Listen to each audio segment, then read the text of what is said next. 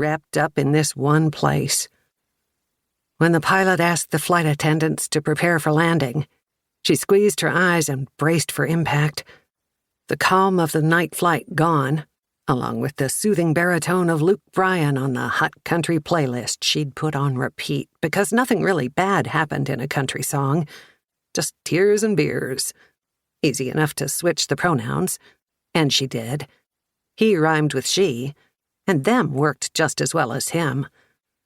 Those songs also gave her an education on a standard-issue Southern upbringing. Homemade rolls prepared with bacon grease, rope swings launching people into swimming holes, tailgate drinks and dalliances. Little details she peppered into conversation with fellow Southerners when she felt homesick for a life she'd been denied. Bits of rain streaked the window. She wound her headphone wires and tucked them into their carrying case. She'd need to be fully present and on guard, given who awaited her.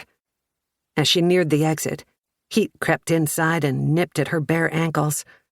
One step back onto Arkansas soil, and she'd be back in this life. She descended the wobbly plane stairs onto the tarmac. Below the smell of stale airplane coffee and fuel and concrete, rain, grass, wildflowers, and freshness. Country living had its appeal, if you could afford the land and no one minded that you were different. Almost instantly, the humidity stole her breath and energy. As soon as she left the tarmac, she peeled off her hoodie and shoved it into her backpack. She'd seen bodegas bigger than the boarding area. Gate agents yawned. The gestures of talking heads from muted ceiling-mounted TVs screamed. A swarm of belt-buckled and decked-out in razorback red passengers waited for their long-delayed flight on the plane she'd departed.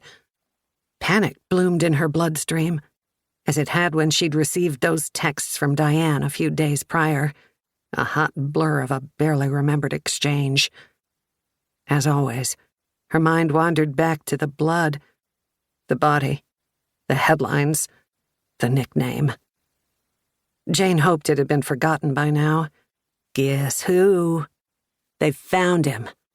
I told you they would. Time to come home. Time to pay for what you done. Let me know when you're here. What's your flight number? What time you getting in? And then the last one. And don't think about running. A normal person would get back on that plane, disembark in Dallas, or take off to a new destination, maybe Idaho, Montana, somewhere desolate and boring. Change her hair, change her name. Even if she had it in her to run away once more, the math would show it wasn't an option. The highest balance in her accounts belonged to credit cards, not savings or checking. Over the past month, she'd lost her job and her girlfriend, which also meant she'd lost her home. Bad things came in threes. She hoped the lost home would count as the third strike in the equation, and that her new home wouldn't be a cell in McPherson unit.